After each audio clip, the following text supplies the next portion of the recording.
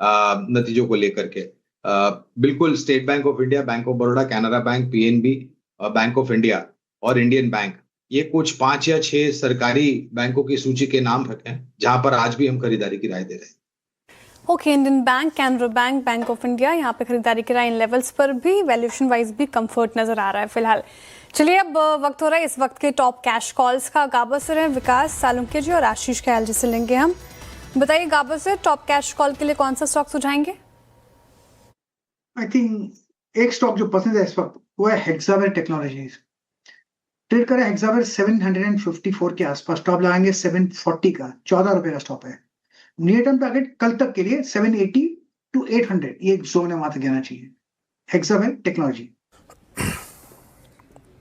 Okay, Hexaware technologies आपका bye call है। Cash call में 28 रुपये पर ट्रेड करता हुआ 254 पे 754 पे, माफ कीजिएगा। विकास जी, आपका ट्रेड क्या रहेगा कैश में?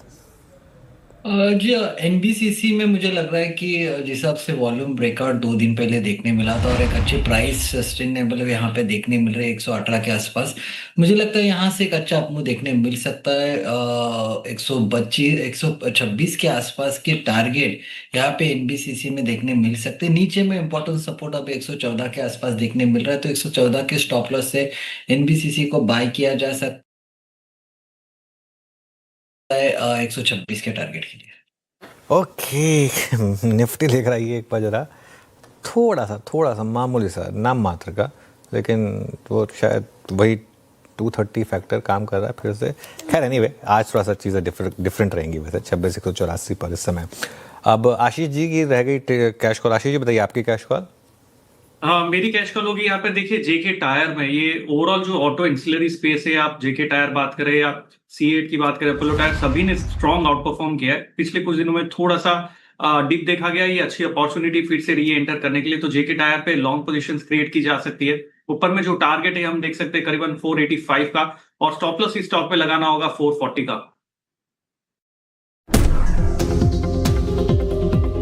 बहुत समय के बाद ये स्टॉक गंगा नहा लिया और फाइनली 100 के ऊपर अब ये स्टॉक सेटल हो गया। अब ये 100 के ऊपर आकर टिक गया है और एक 1.5 साल के राइजिंग चैनल का एक ब्रेकआउट है। कल तो खैर गोल्ड प्राइस की वजह से ये स्टॉक भागा था, लेकिन आई थिंक कुछ फंड रेजिंग की चर्चा है मार्केट में। कल जबरदस्त ब्रेकआउट था और एग्जैक्ट 20 डेमा से ब्रेकआउट था यहाँ पर। 81% roll over, massive delivery volumes और लॉन्ग बिल्डअप यहाँ पर नजर आया। मेटल्स पे मैं बहुत पॉजिटिव हूँ और कॉपर, उसमें कॉपर के बारे में कहा जाता है डॉक्टर कॉपर, क्योंकि वो आपको मेटल की हेल्थ बताता है। और ये स्टॉक काफ़ी करेक्ट हुआ है अब पिछले 1 महीने में, लेकिन 3 महीने में तेज़ी का ट्रेंड है यहाँ पर। और मुझे लग रहा है कि कॉपर में वापस एक अप ट्रेंड की शुरुआत हुई है और अगर वो रेट कट का प्ले होगा तो सबसे पहले वो कॉपर में प्ले आउट होगा। अगर क्रूड यहाँ से और गिरा और तो ये इनके लिए बहुत बड़ा पॉजिटिव होगा।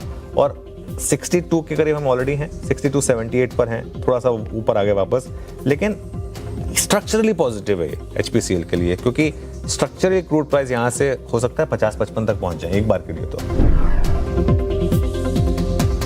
दिसंबर सीरीज के मेरी टॉप पिक्स में से ये एक होगा। ये एक बस हल्का सा रेड कैंडल बनी थी यहाँ पर, उसके बाद वापस 2 ग्रीन कैंडल और उससे पहले की ग्रीन कैंडल्स देखिए। मैसिव मोमेंटम में स्टॉक है और इसका रोल ओवर देखिए आप, 96% रोल ओवर। इनफैक्ट पूरी रोल ओवर शीट में अगर मुझे एक स्टॉक चुनना होगा इस सीरीज के लिए F&O के हिसाब से, वो श्रीराम फाइनेंस होगा।